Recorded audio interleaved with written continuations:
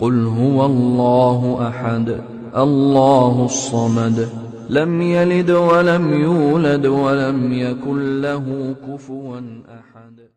إن الحمد لله نحمده ونستعينه ونستغفره ونؤمن به ونتوكل عليه ونعوذ بالله من شرور أنفسنا ومن سيئات أعمالنا. من يهده الله فلا مضل له ومن يضلل فلا هادي له. وأشهد أن لا إله إلا الله وحده لا شريك له وأشهد أن محمدا عبده ورسوله. أما بعد فقد قال الله تعالى: يا أيها الذين آمنوا اتقوا الله حق تقاته ولا تموتن إلا وأنتم مسلمون. وقال الله تعالى في آية أخرى: يا أيها الناس اتقوا ربكم الذي خلقكم من نفس واحدة وخلق منها زوجها وبث منهما رجالا كثيرا ونساء واتقوا الله الذي تساءلون به والأرحام إن الله كان عليكم رقيبا. وقال الله تعالى في آية أخرى: يا أيها الذين آمنوا اتقوا الله وقولوا قولا سديدا يصلح لكم أعمالكم ويغفر لكم ذنوبكم ومن يطع الله ورسوله فقد فاز فوزا عظيما. وقال نبينا صلى الله عليه وسلم: اللهم صل على محمد وعلى آل محمد كما صليت على إبراهيم وعلى آل إبراهيم إنك حميد مجيد. اللهم بارك على محمد وعلى آل محمد كما باركت على إبراهيم وعلى آل إبراهيم إنك حميد مجيد. رب اشرح لي صدري ويسر لي أمري واحلل عقدة من لساني يفقهوا قولي. புகழும் புகழ்ச்சியும் ஏகனாகிய அல்லாஹ் ஒருவனுக்கு உரித்தாக்கி அவனது அன்பும் அருளும் இவ்வுலகிற்கு இறுதியாக அனுப்பப்பட்ட முஹம்மது நபி ஸல்லல்லாஹு அலைஹி வஸல்லம் அவர்கள் மீதும் அன்னாரின் அடிச்சுவட்டை அப்படியே பின்பற்றி வாழ்ந்த உத்தம சத்திய சஹாபாக்கள் சஹாபிய பெண்மணிகள் மீதும் தாபியங்கள் மீதும் தபா தாபியங்கள் மீதும் மற்றும் இந்த அவையில் அமர்ந்திருக்கின்ற உங்கள் மீதும் என் மீதும் உங்களுடைய குடும்பத்தார் மீதும் என்னுடைய குடும்பத்தார் மீதும் என்றென்று நென்று நோக்கமாக இந்த நல்ல நாளில் எப்படி நம் அனைவரும் ஒன்று கூட்டினானோ அதே போல் நாளை மறுமையில் உயர்ந்த சொர்க்கமான ஜன்னத்துல் ஃபிர்தௌஸ் எனும் சொர்க்கத்தில் உங்களையும் என்னையும் உங்களுடைய குடும்பத்தாரையும் என்னுடைய குடும்பத்தாரையும் ஒன்று கூட்டுவானாக என்று பிரார்த்தனை செய்தவனாக இந்த ஜும்மாவுடைய முதல் உரையை ஆரம்பம் செய்கின்றேன்.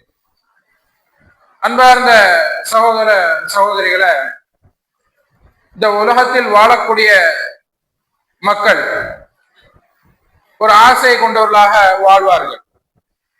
இங்குள்ள நம்ம எடுத்துக்கொண்டாலும் எல்லாருக்குமே ஒரு ஆசை ஒன்று இருக்கும்.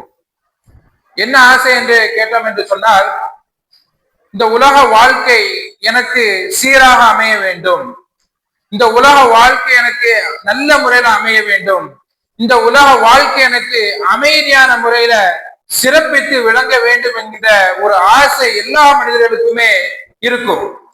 அதே மாதிரி இது மட்டுமா என்று கேட்டால், அவர்களிடத்துல வேற ஏதாவது ஆசை இருக்குமா என்று கேட்டால் அது இதுக்கு மேல சொல்வார்கள், எனக்கு மறுமையுடைய வாழ்க்கையும் எப்படி இருக்க வேண்டும், நன்றாக சீராக சிறப்பானதாக எனக்கு என்ன செய்ய வேண்டும், மறுமையுடைய வாழ்க்கை அமைய வேண்டும் என்கின்ற ஒரு ஆசை கொண்டவர்களாக ஒரு நோக்கம் கொண்டவர்களாக என்ன செய்வார்கள், இந்த உலகத்துல வாழ்வார்கள்.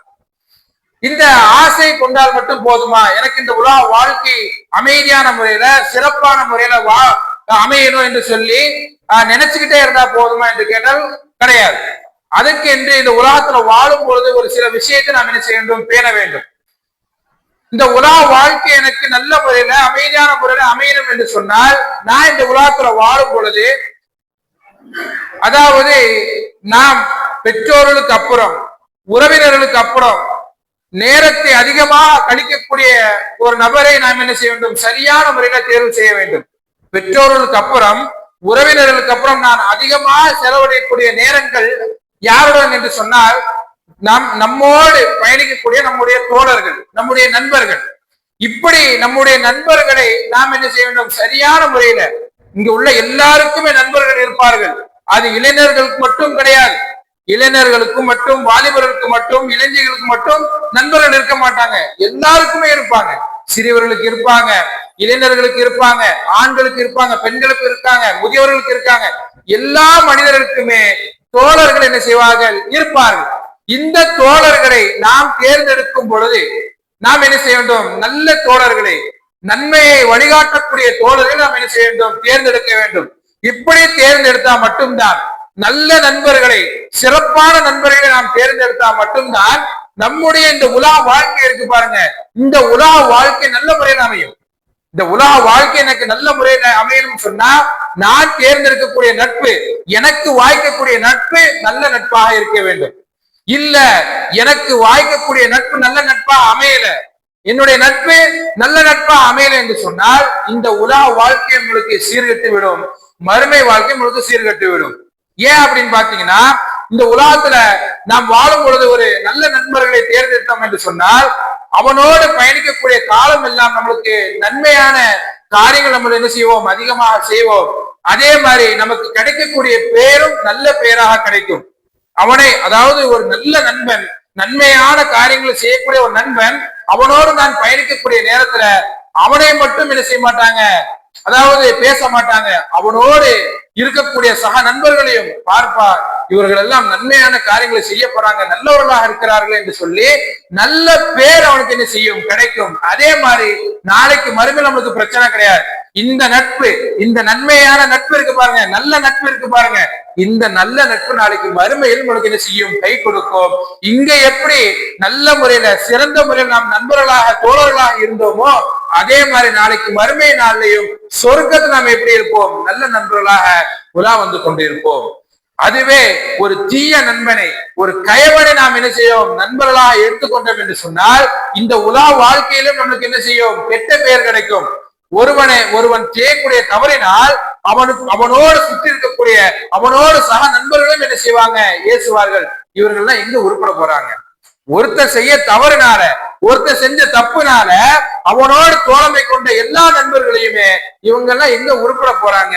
இங்க பாருங்க எப்படி ஊரை சுத்திக்கிட்டு இருக்காங்க, எப்படி பைக்ல போய் எப்படி ரைடு போறாங்க பாருங்கன்னு சொல்லி ஒருத்தரை குறி வச்சு எல்லாத்தையுமே என்ன செய்வாங்க, பேசுவாங்க. ஒருத்தர் செய்யற தப்புனால என்ன செய்வாங்க, எல்லாரையுமே என்ன செய்வாங்க, பேசுவாங்க. இதே மாதிரிதான் இந்த நட்பு அப்படியே தொடர்ந்துச்சு சொன்னா, இந்த உலகத்துல வாழும் பொழுது தீய நண்பர்களோடு நாம் பயணித்தோம் என்று சொன்னால் இந்த உலக வாழ்க்கை பொழுது சீர்கட்டு விடும்.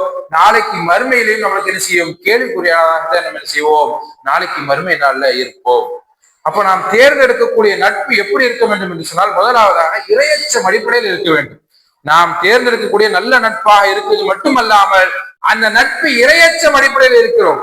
அப்படி இரையச்சம் அடிப்படையில் நாம் நண்பர்களை தேர்ந்தெடுத்தா மட்டும்தான் நாளைக்கு மறுமை நாள் இந்த இரையச்சவுடைய நட்பு நம்மளுக்கு என்ன செய்யும், கை கொடுக்கும். அல்லாஹ் சுப்ஹானஹு வ தஆலா தன்னுடைய திருமறையில குறிப்பிடும் பொழுது அல் அஹில்லாஹு யௌமைதின் பஅலுஹும் லிபஅலின், அதாவது இந்த உலகத்துல வாழ்ந்து கொண்டிருந்தவர்கள் ஒருவருக்கு ஒருவர் எதிரிகளாக மாறிவிடுவார்கள், எதிரிகளாக மாறிவிடுவார்கள். இல்லல் முத்தகீன், இரையச்சமுடையவனை தவிர.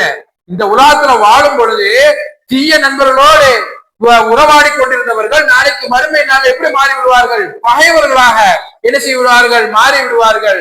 ஒன்னாவதான் நான் என்ன செஞ்சேன், சீர்கெட்டு போனேன், சீரழிந்து போனேன், இன்னைக்கு பாரு ஒன்னாவதான் நான் என்ன செஞ்சேன், இந்த நரக விளிம்புல ஒன்று நான் நிக்கிறேன் என்று சொல்லி இங்க தீய நண்பர்களை கை கொண்டு நடந்தோம் என்று பாருங்க. இந்த தீய நட்பு நாளைக்கு மறுமையில நம்மளுக்கு எங்க கொண்டு விட்டு விடும், நரகத்துல கொண்டு போய் என்ன செய்விடுவோம், விட்டு விடும்.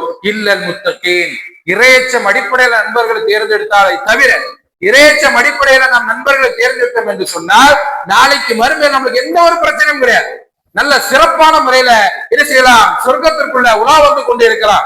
இந்த உலகத்துல எப்படி நன்மையான காரியங்கள் செஞ்சு கொண்டு சிறப்பான முறையில நாம் என்ன செஞ்சோம், இரையச்சம் அடிப்படையில் இருந்தோமோ அதே மாதிரி நாம் என்ன செய்யலாம், நாளைக்கு மறுமையிலும் சிறப்பான முறையில இருக்கலாம். ஆனா இன்றைக்குள்ள சக தோழர்கள் எல்லாம் பாருங்கள், இளைஞர்கள் எல்லாம் பாருங்கள், இன்றைக்கு வெற்றியான முறையில வீணான முறையில் என்ன செய்து கொண்டிருக்கிறார்கள், உலா வந்து கொண்டிருக்கிறார்கள். அவர்களோடு தோழமை கொண்ட நண்பர்கள் எல்லாம் பாருங்க, ஏதாவது ஒரு விஷயத்துல என்ன செஞ்சா ஒரு கெட்ட பழக்கம் இருக்கும். இன்றைக்குள்ள நண்பர்கள், தேர்ந்தெடுக்கக்கூடிய நண்பர்கள் எப்படி தேர்ந்தெடுக்காங்கன்னு சொன்னா, அதாவது இரையச்சம் அடிப்படையில் இருக்கானா இல்ல நல்ல நண்பனாக இருக்கானா என்று தேர்ந்தெடுப்பது கிடையாது. இன்றைக்கு என்ன ஏதாவது ஒரு நண்பன் எனக்கு கிடைச்சா போதும் என்று சொல்லிதான் இன்னைக்கு என்ன செய்கிறார்கள், இளைஞர் பெருமக்கள் தேர்ந்தெடுத்துக் கொண்டிருக்கிறார்கள். ஆனா அந்த நண்பன் எவ்வாறு இருக்கிறான், கெட்ட நண்பனாக இருக்கிறான். இன்னைக்கு பார்க்கிறோம், நேரங்களை வீணான முறையில கழித்துக் கொண்டு என்ன செய்கிறார்கள், தெரு ஓரங்கள்ல உட்கார்ந்து கொண்டிருக்கிறார்கள். தெரு ஓரங்கள்ல வீணான பேச்சுக்கள்ல பேசிக்கொண்டு வீணான செயல்களில் ஈடுபட்டு கொண்டு மொபைல் போன்களை யூஸ் பண்ணி கொண்டு என்ன செய்யறாங்க, நேரத்தை கழித்துக் கொண்டிருக்கக்கூடிய நண்பர்களை நாம் என்ன செய்கிறோம், பார்த்து கொண்டிருக்கிறோம். அவர்களோடு இருக்கக்கூடிய ஒரு சக நண்பன் யாராவது ஒருத்தர் வாங்க சொல்லியாச்சு வாங்க டைம் ஆச்சு வாங்க தொலை போறான் யாராவது ஒரு நபர் அந்த இடத்துல சொல்றாங்க என்று கேட்டால் கிடையாது. எல்லாருமே என்ன செய்யறாங்க, வாங்கு சொல்லப்பட்டாலும் சரி இகாமத் சொல்லப்பட்டாலும் சரி என்ன செய்யறாங்க, தெரு ஓரங்கள்ல இந்த தெரு ஓரங்கள் நீங்க போய் பாத்தீங்கன்னா போதும், மகரிப்லயோ இஷாவிலேயோ பாத்தீங்கன்னா போதும், இளைஞர்கள் என்ன செய்யறாங்க, செல்போன்களை வைத்துக் கொண்டு வீணான பேச்சுக்களையும் வீணான செயல்களையும் என்ன செய்து கொண்டிருக்கிறார்கள், ஈடுபட்டு கொண்டிருக்கிறார்கள். இது நல்ல நட்பா, இது நல்ல தோழமைக்கு இதா பாத்தீங்கன்னா கிடையாது. இது நல்ல நண்பர்கள் கிடையாது. இந்த நட்பு இப்படியே தொடர்ந்துச்சு சொன்னா, இப்படி இக்காமத் சொல்லப்பட்டாலும் வாங்கு சொல்லப்பட்டாலும் என்னோட நேரத்தை நான் வீணானதான் கழிப்பேன், என்னோட நண்பரோடு இப்படி வீணான முறையில தான் நான் கழிப்பேன் என்று சொல்லி இந்த நட்பு இப்படியே தொடர்ந்துச்சுன்னு சொன்னா, இந்த உலக வாழ்க்கையிலும் அவனுக்கு சீர்கட்டி விடும், நாளைக்கு மறுமை வாழ்க்கையும் அவனுக்கு சீர்குலைந்து விடும். அவன் எங்கதான் போவான், நரகத்துக்கு தான் போவான். இதுல இருந்து நம்ம என்ன செய்ய வேண்டும், நம்முடைய பிள்ளைகளை காக்க வேண்டும், நம்முடைய பிள்ளைகளுக்கு எடுத்து சொல்ல வேண்டும். நீ ஒரு நண்பனை தேர்ந்தெடுக்கிறாயா, நீ ஒரு நண்பன் உனக்கு வேண்டுமா, நீ என்ன செய், நல்ல நண்பனை தேர்ந்தெடுத்துக்கொள். நல்ல நண்பனே அவன் எப்படி இருக்கிறான் என்று பாரு. அவன் நன்மையான காரியங்களை செய்யறானா, ஐவேளை தொழுகிறானா, ரமலான் மாதம் வந்தால் நோன்பு நோக்கிறானா என்று பார்த்து நீ என்ன செய்ய, ஒரு தோழமைக்குள் உன்னுடைய நண்பனை தேர்ந்தெடுத்துக்கொள் என்று சொல்லி நம்முடைய வீட்டு பெற்றோர்கள் என்ன செய்ய வேண்டும், நம்முடைய பிள்ளைகளுக்கு சொல்லிக் கொடுக்க வேண்டும். யாராவது ஒருத்தர் நல்ல படிக்கிறானா, நல்ல படிச்சு நல்ல மார்க் எடுத்திருக்கானா, அவனை பார்த்து என்ன செய்ய, தோழமை கொள் என்று சொல்லித்தான் நம்ம என்ன செய்யறோம், பிள்ளைகளை சொல்லிக் கொடுத்து வளர்க்கிறோம். இப்ப ஸ்கூலுக்கு அனுப்புறோம் என்று சொன்னால், நீ நண்பனை தேர்ந்தெடுக்கிறியா, நல்ல ஃபர்ஸ்ட் கிளாஸா படிக்கிறானே, நல்ல மார்க் வாங்குறானே, சூப்பரா படிக்கிறானே, அவனை பார்த்து நினைச்சு அவன் பக்கத்துல போய் உட்காரு. அவனோட குணத்தை நாம் சொல்லுகிறோமா, அவன் குணம் எப்படி இருக்கணும், அவன் எப்படிப்பட்டவன் என்று சொல்லி கொடுத்து நண்பனை தேர்ந்தெடுக்க சொல்ற மாட்டேன் கேட்டால் கிடையாது. நல்லா படிச்சா போதும், அவனுக்கு குணம் எப்படி இருந்தாலும் பரவாயில்ல, அவன் எப்படிப்பட்டவனா இருந்தாலும் பரவாயில்ல, நீ நல்லா படிக்கிறான அவன் பக்கத்துக்கு உட்காரு. அவன் தான் என்ன செய்வான், நாளைக்கு நம்முடைய பிள்ளைகளை கெடுக்கக்கூடியவனாக இருப்பான். நல்லா படிக்கிறவன் தான் என்ன செய்வான், ஊரை சுத்தி கொண்டே என்ன செய்வான் இருப்பான். அதனாலதான் சொல்றோம், குணங்களை பாருங்கள், நல்ல நண்பனை பார்த்து என்ன செய்ய செலக்ட் பண்ணு.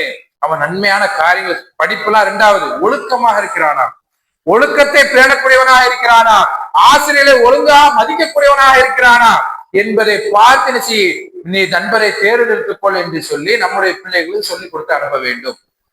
இன்னைக்கு அப்படிலாம் சொல்லிக் கொடுத்து அனுப்பதே கிடையாது. அப்ப என்ன செய்ய வேண்டும், இரையச்ச மடிப்பில் நீங்க என்ன செய்யுங்க, நண்பர்களை தேர்வு செய்யுங்கள். நன்மையான காரியங்களை செய்யக்கூடியவன் என்ன செய்யுங்க, நண்பர்களை தேர்வு செய்யுங்கள் சொல்லி நம்முடைய பிள்ளைகளுக்கு சொல்லிக் கொடுத்து அனுப்ப வேண்டும். அது மட்டுமல்லாமல் நாம் நேசிக்கக்கூடிய ஒரு நட்பு இரையச்சம் அடிப்படையில் இருப்பது முதல் வருஷம். இரண்டாவது என்ன செய்ய வேண்டும், அந்த நட்பை நாம் என்ன செய்ய வேண்டும், நேசிக்க வேண்டும். நான் ஒரு நண்பனை நேசிக்கிறேன், அந்த நேசம் எப்படிப்பட்ட நேசமாக இருக்கணும் என்று சொன்னால், அந்த நேசம் அல்லாஹ்வுக்காண்டி இருக்க வேண்டும். நான் ஒரு நண்பனை நேசிக்கிறேன், இந்த சக தோழரை நேசிக்கிறேன் என்று சொன்னால் எதுக்காக இருக்கக்கூடாது, அதாவது பணத்திற்காகவோ பொருளாதாரத்திற்காகவோ வசதி வாய்ப்புகளுக்காகவோ இருக்கக்கூடாது. நான் ஒரு நண்பனை நேசிக்கிறேன், அவன் பைக் வச்சிருக்கான், அவன் என்னை கார்ல ஒரு ரவுண்டு கூட்டிட்டு போவான், அதனாலதான் நான் அவனோட நண்பனா இருக்கிறேன். அவன் எங்க போனாலும் என்ன செய்வான், பைக்ல ஒரு ரவுண்டு கூட்டி போயிட்டு வருவான், அதனாலதான் நான் அவனை நண்பனா வச்சிருக்கேன் என்று சொல்லி இப்படிப்பட்ட நட்பு நாளைக்கு என்ன செய்யாது, நம்மளுக்கு கை கொடுக்காது. எப்படிப்பட்ட நட்பு தான் நம்மளுக்கு நாளை கை கொடுக்கும், இரையச்சம் அடிப்படையில் இருக்கணும். அதுக்கு அடுத்தபடியாக என்னுடைய நேசம், நான் இந்த நண்பனை நேசிக்கிறேன் என்று சொன்னால் அது அல்லாஹ்வுக்காண்டி நேசிக்கிறேன் என்கின்ற ஒரு அடிப்படை அந்த இடத்துல இருக்க வேண்டும். அல்லாஹ்வுக்காண்டி நேசிச்சா மட்டும்தான் நாம் நாளைக்கு மறுமையில ஒரு சிறப்பான ஒரு சிறந்த ஒரு அந்தஸ்து நாம் என்ன செய்ய முடியும், இருக்க முடியும். ஒரு மனிதர் பாருங்க, ஒரு சம்பவத்தை பாருங்க. ஒரு மனிதர் ஒரு ஊருக்கு போகிறார், ஒரே சக நண்பரை பார்ப்பதற்காக ஒரு ஊருக்கு செல்கிறார். அந்த ஊரினுடைய நுழைவாயில்ல ஒரு மலக்கு நின்று கொண்டிருக்கிறார். மலக்கு நின்று கொண்டு அந்த மனிதரை அழைக்கிறார், இங்க வாங்க, எங்க போறீங்க என்று கேட்கும் பொழுது அந்த மனிதர் சொல்கிறார், இந்த ஊர்ல என்னுடைய நண்பர் இருக்கிறாரு, என்னுடைய தோழர் இருக்கிறாரு, அவரை பார்ப்பதற்காக நான் என்ன செய்யறேன், போறேன் என்று சொல்லி அந்த மனிதர் சொல்கிறார். இப்போ உடனே அந்த மலக்கு கேட்கிறாங்க, அவரோடு ஏதாவது உனக்கு தேவை இருக்குதா, ஏதாவது கொடுக்கல் வாங்கல் இருக்குதா என்று கேட்கும் பொழுது அந்த மனிதர் எந்த தேவையும் கிடையாது, எந்த கொடுக்கல் வாங்கலும் கிடையாது. அந்த நண்பரை நான் என்ன செய்யறேன், அல்லாஹ்வுக்காண்டி நேசிக்கிறேன். எப்படி, நான் அந்த நண்பரை அல்லாஹ்வுக்காண்டி நேசிக்கிறேன், அந்த நேசம் தான் என்னை இங்க கொண்டு வந்துச்சு, நான் அதனாலதான் அவரை பார்க்க போகிறேன் என்று சொல்லி அந்த மனிதர் சொல்கிறார். உடனே அந்த மலக்கு சொல்றாங்க, நான் யார் தெரியுமா, நான் அல்லாஹ்விடம் இருந்து அனுப்பப்பட்ட ஒரு தூதன், ஒரு மலக்கு. அல்லாஹ் சுப்ஹானஹு வ தஆலா உங்களிடத்துல ஒரு விஷயத்தை சொல்லி வர சொன்னான் என்று சொல்லி ஒரு விஷயத்தை சொல்றாங்க. நீங்கள் எந்த அல்லாஹ்க்காண்டி இந்த நண்பரை நேசிச்சீங்களோ, எந்த அல்லாஹ்க்காண்டி இந்த நண்பரை நேசிச்சீங்களோ, அந்த அல்லாஹ் இப்போது உங்களை நேசிக்கிறான் என்கின்ற செய்தியை உங்களிடத்துல சொல்லிட்டு வர சொன்னா என்று சொல்லி அந்த மலக் சொல்லிட்டு செல்கிறார். பாருங்க எவ்வளவு பெரிய அந்தஸ்து, பாருங்க எவ்வளவு ஒரு பெரிய சிறப்பு. பாருங்க, நான் என்னுடைய நண்பனை நான் அல்லாஹ்க்காண்டி நேசித்தோம் என்று சொன்னார். அல்லாஹ் என்ன செய்யறான்? என்ன நேசிக்கிறான். பொருளாதாரத்துக்காக நான் என்ன செய்யக்கூடாது? நேசிக்க கூடாது. அப்படி நேசிச்சோம்னா அல்லாஹ்வுடைய நேசம் எனக்கு கிடைக்குமா? கிடைக்காது. அதே மாதிரி வசதி வாய்ப்புக்காக என்னுடைய நண்பனை நேசிச்சான்னு சொன்னா எனக்கு அல்லாஹ்வுடைய நேசம் கிடைக்காது. மாறா எப்போதுதான் கிடைக்குது? என்னுடைய நண்பனை எந்த வசதி வாய்ப்புக்காகவும் எந்த ஒரு பொருளாதாரத்துக்காக நேசிக்கிற, மாறாக அல்லாஹ்க்காக நேசிக்கிற இந்த நட்பை, இந்த தோழரை நான் அல்லாஹ்க்காக நேசிக்கிறேன். அந்த நேசம் காரணமாக அந்த அல்லாஹ் என்னை நேசிக்கிறார். அப்ப எவ்வளவு பெரிய சிறப்பு. இந்த சிறப்பை நாம் என்ன செய்கிறோம்? விட்டு விட்டு செல்லக்கூடியவர்களாக இருக்கிறோம். அல்லாஹ்க்காக நாம் நேசிக்கிறோமா? இன்றைக்குள்ள இளைஞர்கள் எல்லாம் எடுத்து பாருங்கள். இன்றைக்கு யாராவது ஒருவர் நான் இந்த நண்பரை அல்லாஹ்க்காக நேசிக்கிறேன் என்று சொல்லக்கூடிய ஒரு நபரை காட்டுங்க என்று சொன்னால் காட்ட முடியாது. இன்றைக்குள்ள இளைஞர்கள் அப்படித்தான் இருக்கிறாங்க. இன்றைக்குள்ள 10-15 இளைஞர்கள் 10-15 நண்பர்கள் வச்சிருக்காங்க, 10-15 தோழர்களை வச்சிருக்காங்க. யாராவது ஒருத்தர் நன்மையான காரியங்கள் செய்யக்கூடிய நண்பனை வச்சிருக்கிறான் கேட்டா கிடையாது. நான் இந்த நண்பனை அல்லாஹ்க்காக நேசிக்கிறேன்னு கேட்டா கிடையாது. எதுக்காக நேசிக்கிறேன்? பாக்கெட்டுக்காக, பொருளாதாரத்துக்காக, பைக்குக்காக, வசதி வாய்ப்புகளுக்காகத்தான் நான் என்ன செய்யறேன்? இந்த நண்பனை நேசிக்கிறேன் என்பதுதான் அங்கிருந்து பதில் வரும். அப்ப நாம் என்ன செய்ய? இதை விட்டு விட வேண்டும். இப்படிப்பட்ட நேசம் அவளுக்கு நாளைக்கு கை கொடுக்காது. இப்படிப்பட்ட நேசம் நாளைக்கு கை கொடுக்காது. அல்லாஹ்க்காண்டி நேசிக்கக்கூடிய நேசம் தான் நாளைக்கு கை கொடுக்கும். இறையச்சம் அடிப்படையில் நேசித்தா மட்டும்தான் இந்த நேசம் நாளைக்கு என்ன செய்யும்? நாளைக்கு கை கொடுக்கும். அது மட்டுமா? பாருங்கள், இன்னொரு சிறப்பை பாருங்க. அல்லாஹ்க்காண்டி நேசிச்சோம் என்று சொன்னால், இந்த இறையச்சம் அடிப்படையில் நேசிக்கக்கூடிய நேசத்தை அல்லாஹ்க்காண்டி நேசிச்சோம் என்று சொன்னால் இன்னொரு சிறப்பு என்ன தெரியுமா? அல்லாஹ்வுடைய தூதர் ஸல்லல்லாஹு அலைஹி வஸல்லம் அவர்கள் நபி தோழர்களுக்கு சொல்றாங்க, இந்த மாதிரி அல்லாஹ் சுப்ஹானஹு நாளைக்கு மறுமையில ஒரு பதவியை கொடுப்பான். ஒரு மனிதருக்கு ஒரு பதவியை கொடுப்பான். அது எப்படிப்பட்ட பதவி? ஒளியாலான மெம்பரை என்ன செய்யறான்? ஒரு மனிதருக்கு அல்லாஹ் கொடுக்கிறான். அந்த மெம்பர்ல, அந்த ஒளியாலான மெம்பர்ல அந்த மனிதர் என்ன செஞ்சு கொண்டிருப்பாராம்? ஜொலிஜொலித்துக் கொண்டிருப்பாராம், பிரகாசித்துக் கொண்டிருப்பாராம். அந்த பிரகாசித்துக் கொண்டிருக்க தோழர் அந்த மனிதரை பார்த்து அங்க இருக்கக்கூடிய நபிமார்கள், சுஹதாக்கள், நல்லடியார்கள் எல்லாருமே பொறாமைப்படுவார்களாம். இவர் அதாவது நபிமார்கள்னா உயர்ந்த அந்தஸ்து இருப்பாங்க, அது வேற கட்டம். ஆனா இந்த மனிதருக்கு அல்லாஹ் இவ்வளவு பெரிய அந்தஸ்து ஏன் கொடுக்கிறான்? ஒளியாலான மெம்பரை ஏன் கொடுக்கிறான்? இவர் அப்படி என்னதான் உலகத்துல வாழும்போது செஞ்சாரு என்று சொல்லி எல்லா மனிதர்களுமே ஆச்சரியத்தில் மூழ்கி இருப்பார்களாம், பொறாமையில் மூழ்கி இருப்பார்களாம். அல்ல அப்போ அந்த மனிதர் யார் என்று சொல்லி சஹாபாக்கள் நபிமார்கள்ட்ட நபி ஸல்லல்லாஹு அலைஹி வஸல்லம் கேட்கும் பொழுது அந்த மனிதர் எப்படிப்பட்டவர் என்று தெரியுமா? அதாவது இந்த உலகத்துல வாழும் பொழுது சக மனிதரை நேசித்தவர். எப்படிப்பட்ட நேசம்? அவர்களுக்கு மத்தியில எந்த ஒரு கொடுக்கல் வாங்கலும் கிடையாது, எந்த ஒரு ரத்த பந்த உறவும் கிடையாது. ஆனால் அந்த நேசம் இருக்கு பாருங்க, அந்த நேசம் அல்லாஹ்வுக்கு உண்டான நேசம், அல்லாஹ்விற்கு உண்டான நேசம். அது மட்டுமா? இந்த உலகத்துல வாழும் பொழுது அவர்கள் எப்படி இணைந்திருப்பார் என்று சொன்னால் அல்லாஹ்க்காண்டி இணைந்திருப்பார்கள். இந்த உலகத்துல வாழும் பொழுது சக நண்பரோடு சேரும் பொழுது அது அல்லாஹ்க்காண்டி சேரக்கூடிய இணைப்பாக இருக்கும். அப்படிப்பட்ட இணைப்பு தான் நாளைக்கு மறுமை நாள் இவ்வளவு பெரிய சிறப்பை நம்மளுக்கு வாங்கி தரும். அது மட்டுமல்லாமல் அவரோடு பிரியும் பொழுது, அவரிடம் இருந்து பிரியும் பொழுது அல்லாஹ்க்காண்டி பிரிந்திருப்பார். அந்த சக நட்பை முறிக்கக்கூடியவர் அல்லாஹ்க்காண்டி அந்த நட்பை முறித்திருப்பார். இப்படிப்பட்டவர்களுக்கு தான் நாளைக்கு மறுமையில உயர்ந்த ஒரு அந்தஸ்து, ஒளியாலான மெம்பரை அல்லாஹ் என்ன செய்வார்? அதை கொடுப்பார். அந்த ஒளியாலான மெம்பர் அவர் என்ன செய்து கொண்டிருப்பார்? பிரகாசித்துக் கொண்டிருப்பார். அப்ப இந்த ஒரு அந்தஸ்தை நாம் பெற வேண்டும் என்று சொன்னால் இந்த உலகத்துல வாழும் பொழுது நல்ல நட்பை, அல்லாஹ்க்காண்டி நேசிக்கக்கூடிய நட்பை நாம் என்ன செய்ய வேண்டும்? பேண வேண்டும், தேர்ந்தெடுக்க வேண்டும். இப்படி தேர்ந்தெடுத்தா மட்டும் தான் நம்மளுக்கு என்ன செய்யப்படும்? அப்பேற்பட்ட ஒரு பதவி கிடைக்கும். அடுத்தபடியாக நாம் இறையச்சம் அடிப்படையில் நாம் நண்பர்களை தேர்ந்தெடுத்தாச்சு. அந்த தேர்ந்தெடுத்த நட்பை அல்லாஹ்க்காண்டி நேசித்தாச்சு. அந்த அல்லாஹ்க்காண்டி நேசிக்கிறோமே இந்த நண்பர்கள், இந்த 2 நண்பர்கள் அவர்கள் எப்படி இருக்க வேண்டும் தெரியுமா? அல்லாஹ்க்காண்டி நேசிக்கிறோம், ஓகே, ஆனால் அவர்கள் எப்படி இருக்க வேண்டும் தெரியுமா? கண்ணாடி போன்று இருக்க வேண்டும். எப்படி இருக்க வேண்டும்? கண்ணாடி போன்று இருக்க வேண்டும். கண்ணாடி எப்படிப்பட்டது?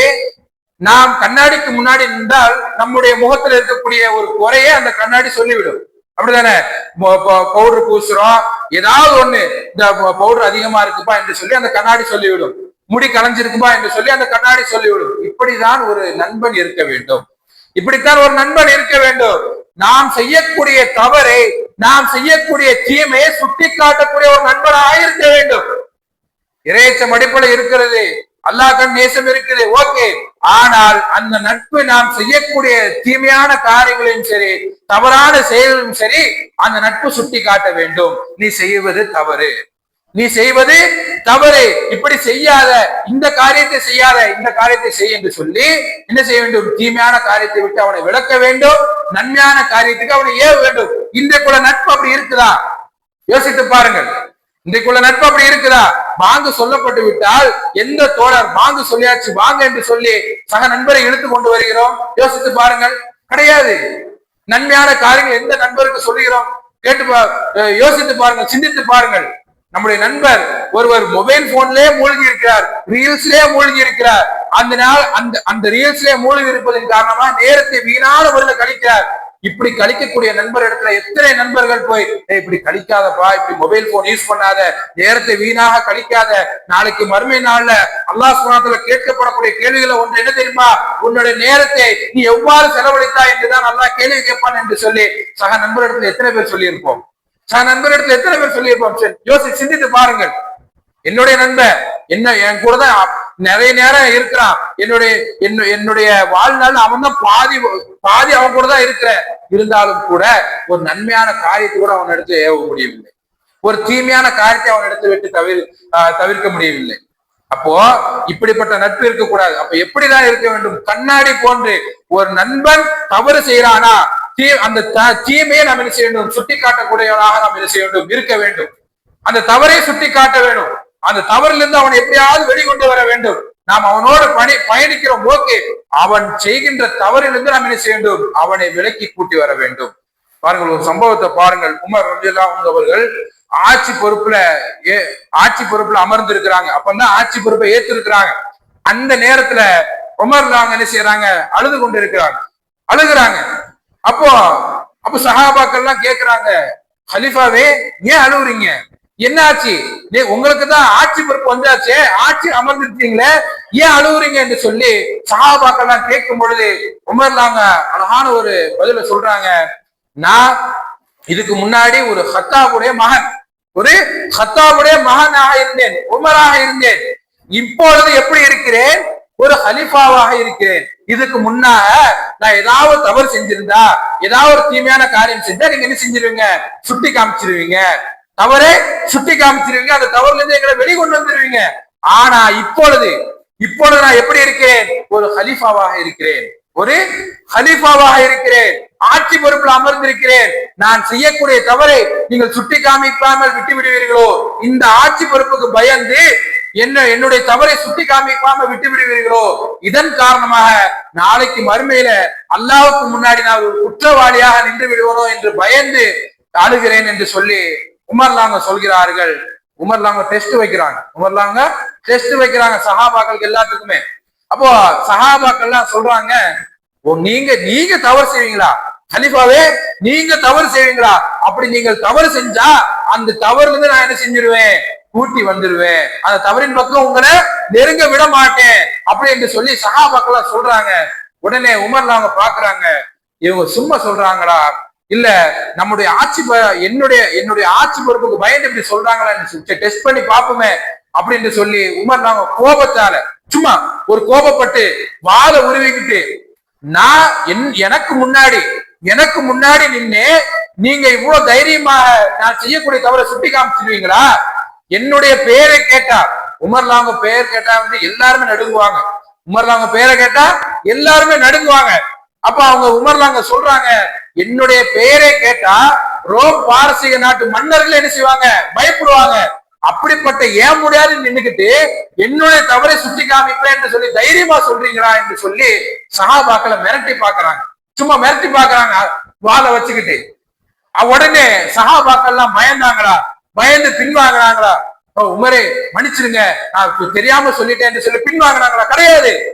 உமரே நீங்க யாரானாலும் இருங்க. எப்படி சொன்னாங்க? அந்த வார்த்தையை பாருங்க, உமரே நீங்க யாராலும் இருங்க, உங்க பேரை கேட்ட யாருனாலும் பயப்படட்டும், ஆனா நாங்க பயப்பட மாட்டோம். நீங்க தவறின் பக்கம் போனா, நீங்க தவறின் பக்கம் போன தெரிஞ்சாலே நான் உங்களை என்ன செஞ்சிருவேன், அந்த தவறிலிருந்து இழுத்து வந்து விடுவேன் என்று சொல்லி சஹாபாக்கள் சொல்கிறார்கள். உடனே உமர்லாங்க, யா அல்லாஹ் இப்படிப்பட்ட தோழர்கள் கொடுத்த உனக்கே எல்லா போலும் என்று சொல்லி அந்த இடத்துல அல்லாஹ்வுக்கு நன்றி செலுத்துகிறார்கள். பாருங்க, இப்படிப்பட்ட தோழர்கள் நம்மளுக்கு இருக்கிறார்கள் என்று சொல்லி சிந்தித்து பாருங்கள். நாம் செய்யக்கூடிய தவறை சுட்டி காட்டக்கூடிய நண்பர்கள் நமக்கு இருக்கிறார் என்று சிந்தித்து பாருங்கள். நமக்கு இருக்கிறாங்களா?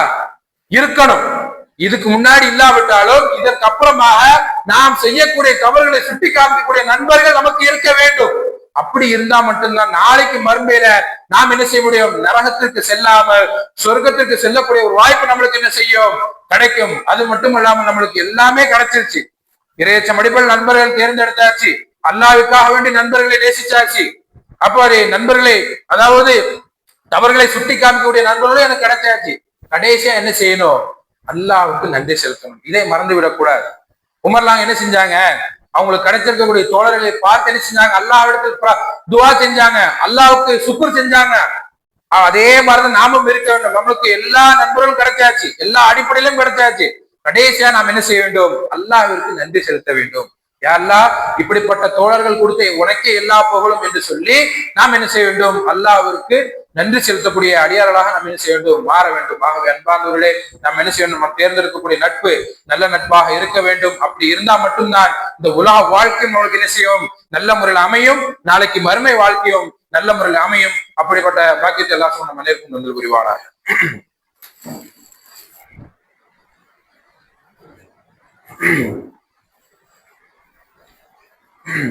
அல்ஹம்துலில்லாஹ் அல்ஹம்துலில்லாஹி வஸ்ஸலாத்து வஸ்ஸலாமு அலா ரசூலில்லாஹ் வ அலா ஆலிஹி வ ஸஹ்பிஹி வ மன் வலா. அன்பார்ந்த சகோதரர்களே, சகோதரிகளே, நாம் என்ன செய்ய வேண்டும், இந்த உலக வாழ்க்கை சீராக அமைய வேண்டும் என்று சொன்னால் நல்ல நண்பர்களை தேர்ந்தெடுக்க வேண்டும் என்பதை பற்றி பார்க்கிறோம். அல்லாஹ்வுடைய தூதர் ஸல்லல்லாஹு அலைஹி வஸல்லம் அவர்கள் நல்ல நண்பனுக்கும் தீய நண்பனுக்கும் ஒரு உதாரணத்தை சொன்னார்கள். நபிகள் நாயகம் ஸல்லல்லாஹு அலைஹி வஸல்லம் அவர்கள் பாருங்க, நல்ல நண்பன் எப்படிப்பட்டவன் என்று தெரியுமா? அவன் ஒரு அத்தர் வியாபாரி போன்றவன். நல்ல நண்பன் என்பவன் ஒரு அத்தர் வியாபாரி போன்றவன். அவன் என்ன செய்வான் என்று சொன்னால், அந்த அத்தரை என்ன செய்வான், விற்பனை செய்வான். இல்லை என்று சொன்னால் சக நண்பனுக்கு அதை இலவசமாக என்ன செய்வான், அந்த அத்தரை கொடுப்பான்.